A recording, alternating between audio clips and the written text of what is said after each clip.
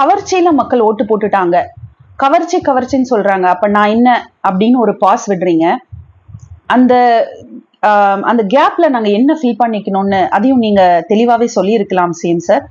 நீங்க இப்போ தமிழ்நாட்டோட சிஎம், நீங்க சும்மா ஏதோ எதிர்கட்சியோ இல்ல ஏதோ இப்ப புதுசா ஆரம்பிச்ச கட்சியோட தலைவரோ கிடையாது.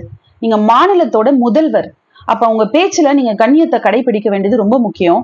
இந்த மாதிரி பேச்சுக்கள் எல்லாமே இனி நீங்க மக்கள் கிட்ட யார் அப்படின்றத உங்களை தெளிவா காட்டக்கூடிய விஷயங்கள் அப்படின்றது உங்களுக்கு மனசுல நிக்கணும். அப்புறம் நல்லா வருது வாயில அப்படின்னு வேற சொல்றீங்க, எனக்கு புரியல.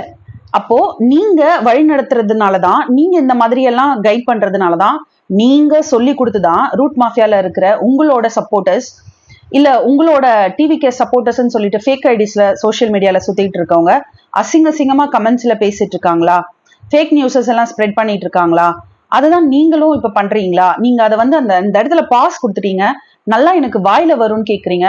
ஒரு சிஎம் பேசுற பேச்சா இதெல்லாம்? அப்போ இதுதான் உங்களோட ஃபாலோவர்ஸும் ஃபாலோ பண்ணிட்டு இருக்காங்களா? அதுக்கெல்லாம் மூல காரணம் நீங்க தானா?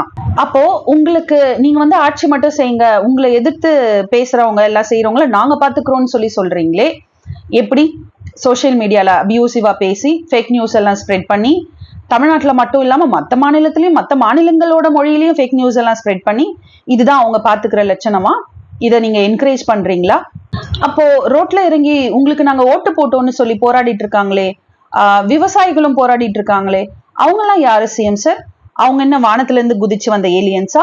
அவங்க எல்லாம் மக்கள் கிடையாதா? தமிழ்நாட்டோட மக்கள் கிடையாதா? உங்களை நம்பி இருக்கிறவங்க கிடையாதா?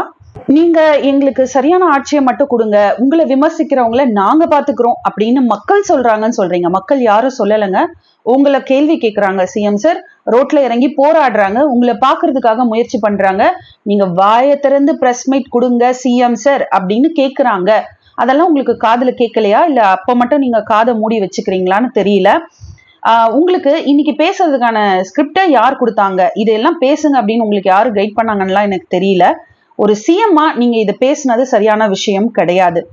அது யாரோட ஆதரவாளரா வேணா இருக்கலாம், நான் திமுக ஆதரவாளரா இருக்கலாம், ஏடிஎம்கே ஆதரவாளரா இருக்கலாம், என்டிகே ஆதரவாளரா இருக்கலாம். ஆனா இத கேள்வி கேட்கக்கூடிய உரிமை எனக்கு இருக்கு. ஏன்னா நீங்க எனக்கும் சேர்த்துதான் முதல்வர் அப்படிங்கறதுனால நான் இதெல்லாம் கேட்கிறேன். தமிழக மக்கள் வந்து ரொம்ப தெளிவாதான் இருப்பாங்களே தவிர்த்து இதை அயோத்தி மாதிரி ஆக்கலாமே, இதுல என்ன தவறுன்னு கேக்குறாருன்னா அப்ப அவர் எந்த அளவு இவருக்கு அறிவு இருக்கு நயினார் நாகேந்திரன் அவர்களுக்குன்னு இதுலயே மக்கள் தெளிவா புரிஞ்சிருப்பாங்க. அப்ப நீங்க என்ன சொல்ல வரீங்க? நேரடியா நாங்க அப்படிதான் பண்ணுவோம், நாங்க பிஜேபியை உள்ள நுழைக்கிறதுக்கு RSS மூலமா எல்லா காரியங்களையும் நாங்க இதெல்லாம் வந்து ஒரு சின்ன விஷயங்கள் அப்படியே குட்டி குட்டியா அரிச்சு அப்படியே பெரிய பூதாகரமா ஆக்கி அதுல ஒரு சந்தோஷப்படுறதுதான் பிஜேபியோட நோக்கம். என்னன்னா தமிழக மக்களுடைய நிம்மதியை கெடுக்கும்.